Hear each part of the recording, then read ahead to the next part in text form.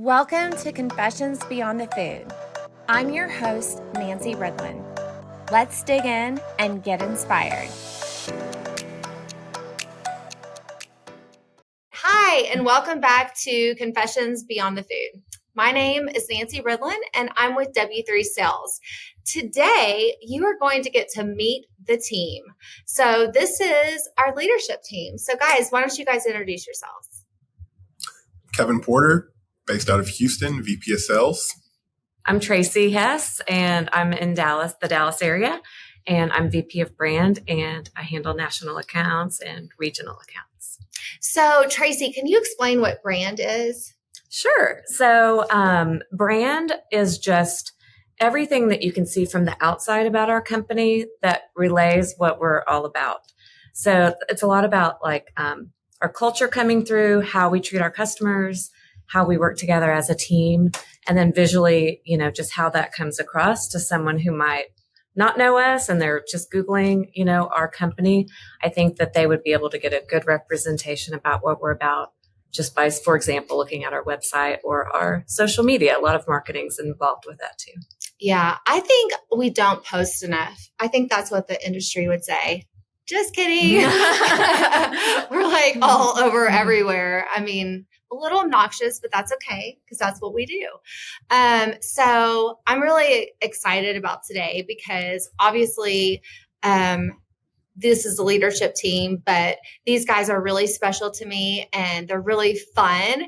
And so today we're going to talk about leadership and with the new type of representing. Is that the right way to say it?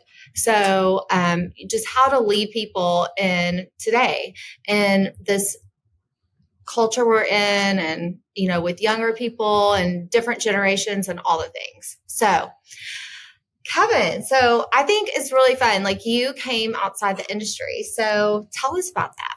I did. So I was working for an automotive supplier out of Detroit for about 12 years. And I recently relocated into the Houston area. And I'm actually sitting on my couch one day and Nancy had called my wife, actually. They had just started the company and they were looking for some representation in the area. Hey, this is part-time, just need you to do this and that. And my wife had just had our first child, probably had recently figured out she was pregnant with the second. She was like, no, not going to work for me at all. And I was sitting right next to her and I'm like, tell Nancy hi. And by the way, what was she talking about? And so connected with her a little bit later.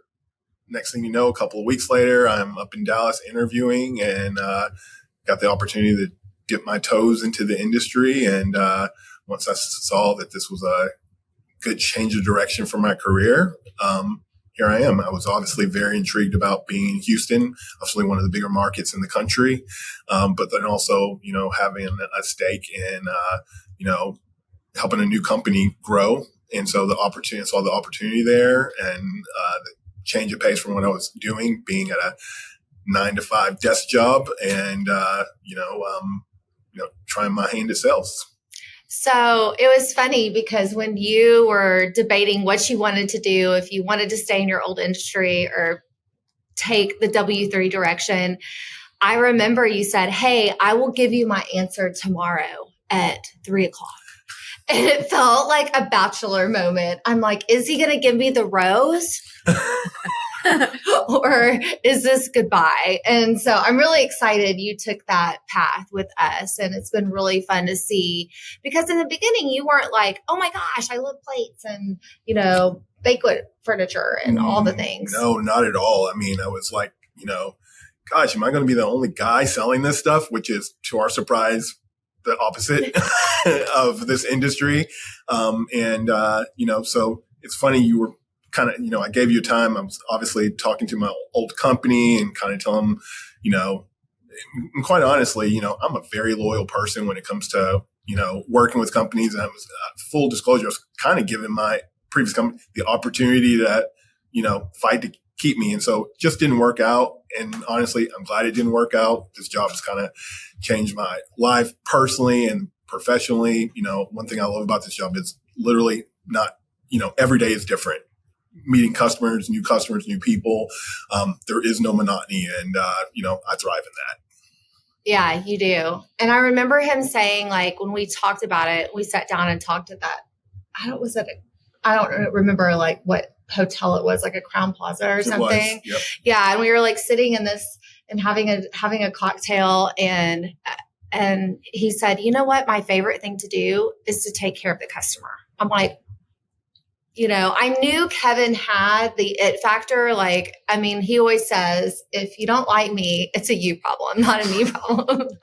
And so, but seriously, he's so likable and he's so fun, but he loves to take care of the customer. And I love that about you, Kevin. Like, it's awesome. Yeah. I mean, even in my previous job, in most jobs, really, they are service based. At the end of the day, you have a customer, they have a need, and you need to fulfill that. And, that's something that I take pride in. I like it, and I don't want to let the customer down in any aspect. And so, this is really our day to day that we do. So I'm excited to, in our customer bases, daily expanding, it changes and things like that. So that's, again, removing that monotony of being able to do that and perform in that aspect is, what's really intriguing to me and still is day to day. That's awesome. So, Traci, tell us about your journey. I want to go back to something because I think this is very funny, actually. So I was second choice and you were second choice, actually, for Nancy. So she was trying to recruit your wife first, and she was trying to recruit my daughter first. So I'm really like, second choice, you're second choice. So, but it all worked out the way it was supposed to. I mean, not thank goodness. Taylor, you would, and Ivy, you would have been awesome. But yeah, no, I'm so happy it worked out the way it did. So Traci. Yeah. So my daughter actually was an intern for W3 when she was in college. I've said the story a lot, but she was at University of Oklahoma. And so Nancy really wanted to hire her after she graduated, but she wanted to do her own thing. So I was not that crazy happy in my current situation in my job. And so, so it didn't take me long to decide at all to go ahead and make the switch over to the hospitality world as well. I don't know if I took the offer immediately. I don't know if I waited till 3:00 the next day or like 5 p.m. that day. I don't know, but I signed right up right away and have it. I think it's what I was actually designed to do. I've done a lot of different things throughout my life. I've worked since I've been 15 years old, doing a little bit of everything. And, this is what I love the most. It's been a joy and a pleasure. As Kevin said, every single day is different. I love the people that I've met along the way. I just can't wait to continue to further my career here. So it's been amazing. Well, I have to agree with you. You were definitely designed for this industry. I remember sitting down with Traci, and she's like, everything you're talking about, I love. Like, the eating out aspect, the people, the changing, fast paced, all the things. And she's like, she said, I love to dig in and, get into it, and she's not afraid to get dirty or anything like that, because we do a lot of schlepping, and I mean, it's not very glamorous, a lot of the times, but Traci definitely exudes like the joy of the job. The one thing you did say, I do remember in your interview, was that you said, I don't do like group meetings. Like, I won't present. I feel very uncomfortable doing that. I feel very uncomfortable also doing a podcast, but here we are. You've learned. You would never know. It's kind of sink or swim. Like, well, that's part of the job and you're going to do it. So, now I can present to a handful of people, a conference room full of people, or on a larger scale in a sales training with 100 people. So it just, it's a little bit of all of that, and you just kind of learn as you go. Yeah. Do you think it was like confidence, or do you think it was just fear? I mean, what do you think that just a fear of presenting? Like, I don't know, getting tongue-tied, as I just said. But, I think once you know what you're talking about, it becomes, there is a confidence about that. And if you're passionate about something, I think it's very easy to talk about it. So, yeah, just You're awesome. You would never have guessed. But so these are my ride or die people. So, I mean, we have been through, basically just the dreamiest experience you could ever imagine. There have been no hiccups. Like we just, it's super fun all the time. No changes. We just keep growing. It's great. Am I right? Just smooth sailing, no hiccups ever, never any drama, never any, oh no, what happened, but, that's part of the job. And that's part of the aspect of it that, having a team, I can imagine having to make these decisions by yourself, and you're not always right, but it's good to be able to bounce your ideas and your concerns and things off of a group of people and collectively come to a decision. Yeah. So Kevin, okay, I want everybody to describe your role in this decision when we make decisions. Are you a realist, a pessimist, or an optimist? I'm definitely a pessimist. Yes. I look at the, what could go wrong. And, I just kind of want to put ourselves into, how do I say, pessimistic is probably the right word, but just the devil's advocate of a going direction. And I always want to put that out there for sure. And I'm the definite optimist. Everything's going to be fine. It's going to be great. And we usually are like, okay, Traci, you always have to be the tiebreaker. Right. Because I feel like I'm kind of in the middle. You So are. I'm in the middle. And then we just we ended up talking through it. And I remember that one of the first big decisions we had to make, and it was a big decision. And we sat down and looked at, pros and cons, and we went over and over. We talked it to death, but it was a big decision for our company. And we were able to come to a place where we all agreed. That's right. And it was, I think one thing for me is when, as owning the business, like there's a lot of scary decisions that I have to make. And, the way I look at things, I don't always think optimistically, or I don't want to think about the negatives and stuff. But these guys really challenge me, and I've really grown from working with you guys. So it's been really fun to have you by my side and as my ride or die. So, and you really have to die to get out of W3, I'm just saying, but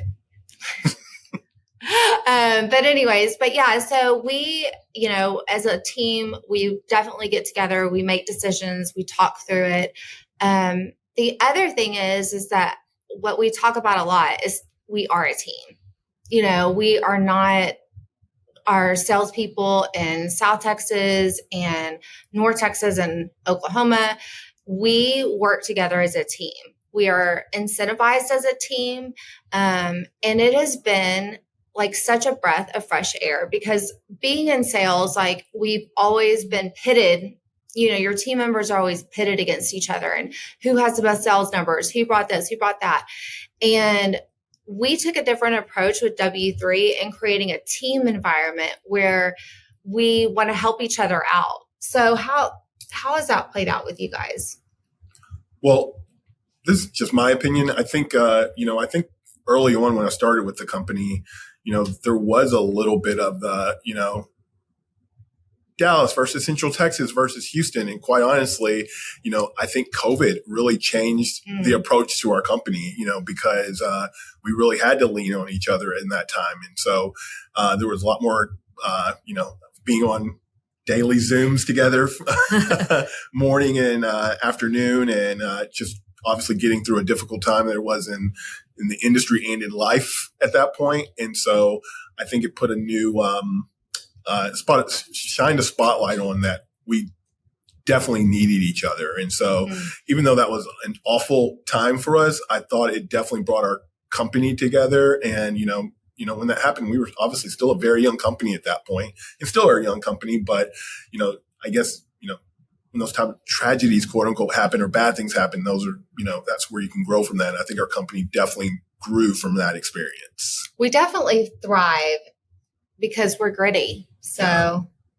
yeah. And I think for me, I agree with all of that 100%. But I think too, our team, everyone is so different, but we all mesh together so well. And I think, Nancy does a really good job of pulling out people's strengths and really letting them shine with those strengths. So if someone's very interested in, I'll just say social media or something like that, like take it on. I want you to be the champion for that and really help our marketing team in that arena.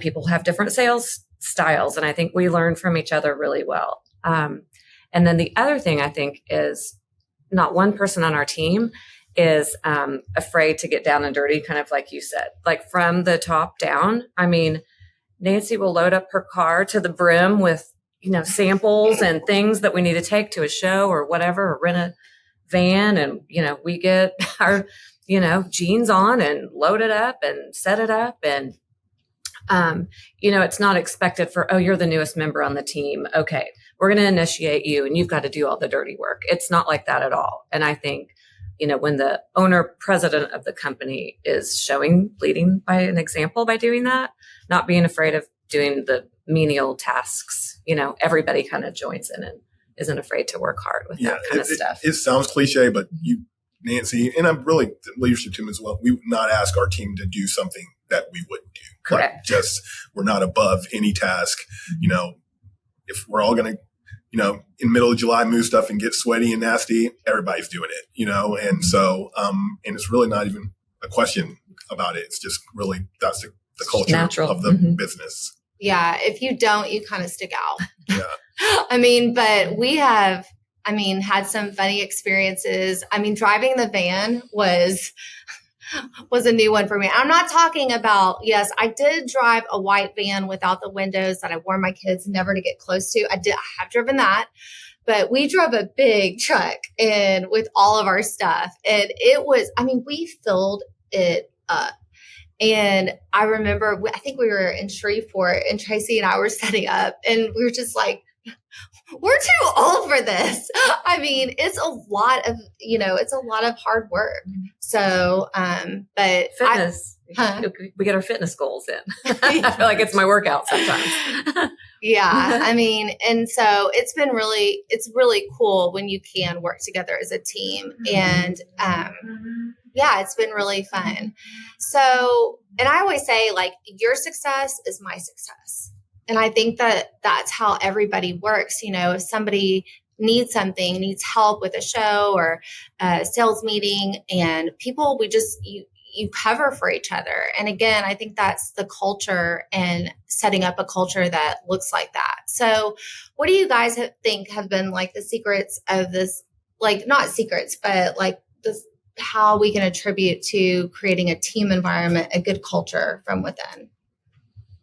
From the sales aspect and also whatever others might see. And well, what I've personally tried to do with the sales team is, for me, they are, next to my factories, they are my highest priority. I would like to think that my sales team, when they call me, I'm going to pick up the phone or I'm going to get back to them ASAP, because they're an extension of us out there in the field and they need answers and guidance and things like that. So I really try to prioritize, them and, any conversations not off the board, I want to know their struggles. I want them to vent, what am I doing wrong here? Not necessarily or wrong, but just, there's a no judgment zone when it comes to feedback about things, or if you don't think things are a certain way. And so I think just being open and inviting to those conversations and trying to make our team feel comfortable are things I've seen that have helped build the culture here. Kevin does an incredible job in leading the sales team. And I think one thing that makes him so good is he's an amazing coach. You coach people. You cheer for them. You're on the same team, but you're leading them to a path that will make them successful at the same time. That's kind of a hard balance. Was that balance hard coming from the sales side to this position? Well, definitely, segue into that, not even authority, but that leadership position. There was I wasn't one of the team members. I am one of the team members, but my role has changed, obviously. So I think there was some transitioning with that. But I do think inherently one of the natural things I have is I'm a really good listener, or I try to be a listener, and I really, try to hear what people are telling me versus, already having an answer, when they first bring up their concern or comment or things like that. I'm really, I'm open-minded, and I'm hearing what they're saying, and then can give my feedback there. So, I've always said with, not with myself specifically, but a lot of people, when you're having conversations, people are thinking about what they're going to say next versus listening and then saying what they're going to say. As you know, Nancy, there's not a lot of conversation that I have that's off the cuff. I think about everything that comes out of my mouth. And, I think that's been a positive for me. Absolutely. Everyone on the team is like, Kevin by far and away is best sales manager I've ever had. Mm-hmm. Oh. Mm-hmm. He's awesome. So Traci, what do you think? I do think, that initial decision not to be commission-based solely on your own sales, I think has been really good and super positive. I do think everybody really wants to see everyone else succeed. Mm-hmm. So I think, that's huge. Not like, oh, that was my account. Oh, that's my account. That's my job. I want it. It's more just like everybody pitches in. It's for the greater good of the whole company, is good individually too. So mm-hmm. I think that is like so important. Yeah. And everybody is I feel like we've been really blessed. And, we've had people come in and go out, and we're thankful for their time. I loved the founder of Chili's, Larry Levine, when he was on his podcast, he said, it's good for people to leave. And I'm like, what? And as hard as that is, you do get the opportunity to get a new face in and new talent and new eyes and a new perspective. And speaking about that, just like our company, which we get a lot of flack because Kevin, you're the only man. I'm sure everybody wants to know, how do you survive with all these women? I just jump off the calls when we start getting the clothing conversations, to be honest with you. But I don't know that there's any special sauce to it or anything, I don't know. Honestly, just, and I actually didn't even rehearse this. Growing up with my grandmother, my mom, aunts, uncles, sisters, women are go-getters, and not to say the men aren't, but, they're just, the people that we've hired have had a lot of pride in what they do, want to get the job done. They have pride in their customer service and things like that. And so I don't necessarily even look at it that, it's all a group of women, again, until the closed conversations come in or some of the reality TV conversations that sometime I might have some input in. But outside of that, you do. It's just, it's my colleagues, and we're all going to the same goal. But you think about it, a lot of times if there's 10 women that work in a company, if there's a guy around or not, a lot of times there can be women drama. And I think we're like pretty drama free, honestly. Like we all like each other. There's not a lot of internal really girl drama. I don't feel like at all. No, not at all. And I think a lot of it is, we've got adults on our team. People got families and lives to go to, and, don't have time for that, to be honest with you. And so again, people's, one thing in sales, your name and your reputation is your collateral here. And so, I think people are really focused on, our sales team is definitely focused on, their perception out to the outside with their customers. And, you can't be caught up in drama if you're prioritizing that. Mm-hmm. And I think that's one of the things about working as a team and encouraging that, and not, it's literally the first sales team I've ever been a part of that people encourage that. And it's weird to me because you have so much competition on the outside, and there's so much stuff that happens, outside of, when we go out, And it's nice to come back to a group that really likes each other, and we have a group chat, and it's very entertaining. And it's very informative too, but it's just nice to know that we're all in this together. And so it's been really fun. And we look at how, I think one thing that's been cool is just, we did an Enneagram on everyone. And so everyone has different numbers, which we're going to have another podcast about the Enneagram, but it's been really fun to see how different personalities can come together and make something really, really cool, and a team that can stand together during really challenging, adverse, circumstances and really get through. COVID was not the only time that we went through crazy times, and we just stuck together. This is, we're going through a little one right now. Well, kind of a big one, but we just lock arms together. I really feel that way. And we're just like, we're coming for you. We're going to, as far as, we're going to grow our sales. We're going to continue to grow. Like, change is going to happen. And change, like, how do you guys feel about change? Yeah, this is